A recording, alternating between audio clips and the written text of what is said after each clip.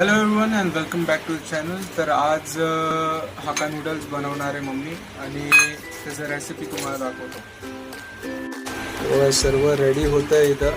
तर नूडल्स, गाजर, ते काय मम्मी, मसाला मसाला मसाला आणि शेजवान चटणी.